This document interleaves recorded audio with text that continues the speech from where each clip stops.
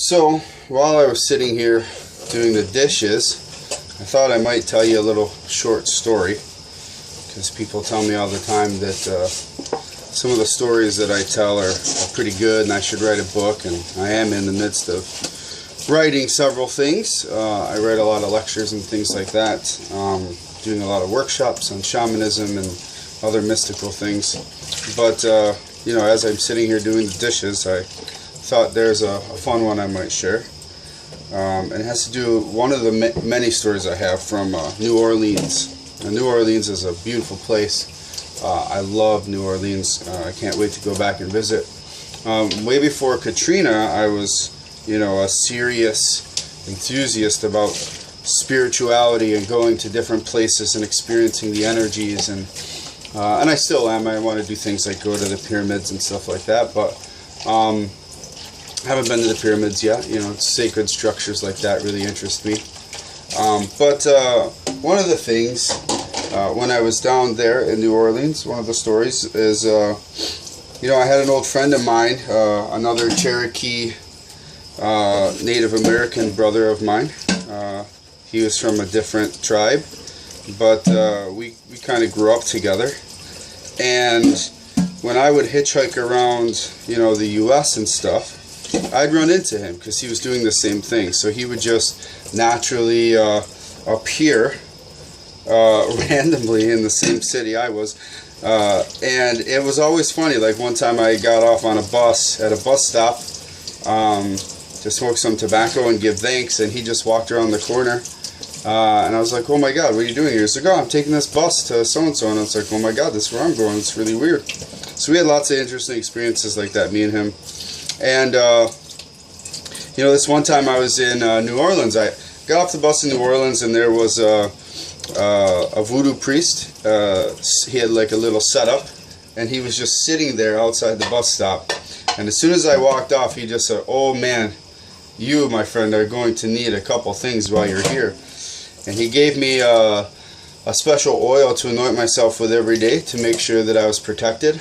And it worked, because we were down there during pre-Mardi Gras time, and during that time it's a little dangerous to just be a young man or woman, you know, running around through New Orleans with absolutely no purpose there except for to be there. So he gives me a couple things, couple charms, and me and my friend Andy, we both went down there. We were young, and we both decided to wear these charms and anoint ourselves in these oils every day just for good luck. And we did a lot of things down there, but one of the things that happened is I was talking to somebody about this friend that I would see randomly all over the place, who's also a Cherokee Native American. And I was literally telling them, yeah man, I just run into this guy. Sometimes he just walks around the corner, and as we were walking, he literally just walked around the corner, and I fell down on the ground. I was so surprised.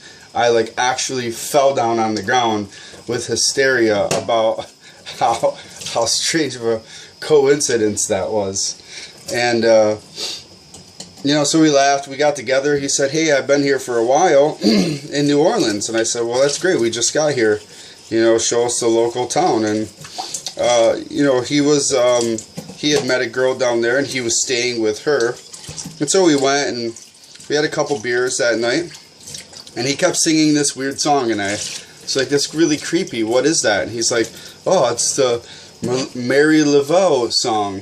Now, Marie Laveau was one of the most famous voodoo priestesses, you know, documented. She's very famous as far as like glitz and glamour goes, like that people know historically. I mean, there's lots of voodoo priests and priestesses that were among different tribes known for power and stuff like that. But she's the most, like, you know, common folklore known, I guess you could say. Well, so he kept singing this creepy song, and I said, that's so creepy. And he's like, yeah, you know, there's this old tale that if you go and you sleep on her grave and you put pennies on your eyes for the ferryman, he'll take you to the underworld, to the other side, and she will either reveal to you a vision or you will die. And I said, well, that's complete ludicrousy. And even if that's true, I'm definitely not doing it. And he just kept singing that creepy song all night. Well, I think we might have had one too many beers. And I woke up the next morning in a graveyard on Marie Laveau's grave. And my buddy was sleeping next to me on the ground. And when I woke up, he woke up instantly, and he was like, oh my God, the pennies are gone. And we looked everywhere. There was no pennies sitting on the ground anywhere. Nothing. No pennies whatsoever. And I said, well, how did I get here? He said, well, after hours and hours of him prodding me, he finally got me to say yes to it, because I didn't believe it at that point. And I went there. So I slept on her grave.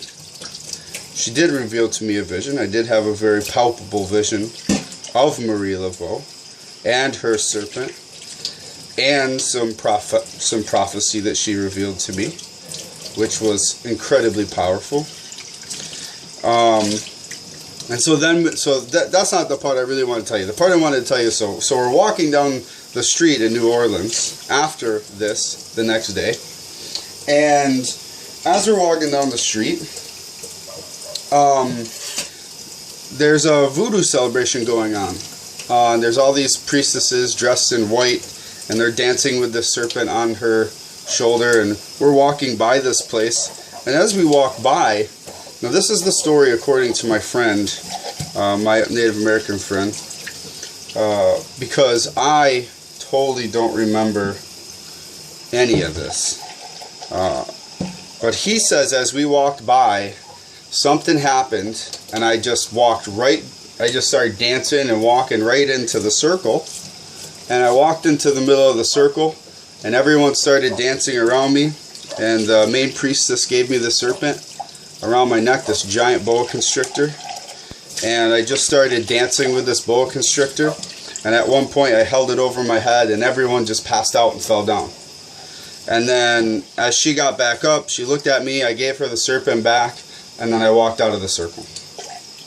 And as we continued to walk, my friend was looking at me very strangely, and I was like, what's your problem? He's like, what's your problem? What the hell was that? I was like, what was what? He's like, you just did this whole thing with the snake, and people just like freaked out, and then like you walked away like nothing happened. I'm like, I don't know what you're talking about. I completely didn't remember any of this. Now, in the tradition of voodoo, this is what's called being ridden by a spirit.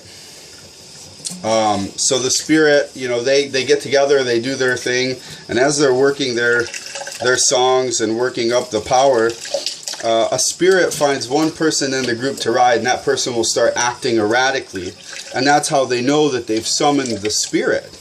That's the spirit showing itself, and the spirit will ride that person, kind of like get in them for a little bit and dance around. That person will portray different characteristics of that spirit they're invoking, and that's how they know that the spirit's there. So this particular spirit they're invoking was a spirit called Papa Legba. Now, down there they dress him with a big top hat and sunglasses and a cane, and he likes whiskey and he likes cigars, which I actually love, both cigars and some whiskey now and then, but not a big drinker. And so this was the spirit that I was ridden by while I was down there in New Orleans. Thought this was a fun story to tell. It's a really interesting story, an actual experience that happened to me, and one that still stays with me to this day. So that's a short little spiritual story from Michael Feedigside.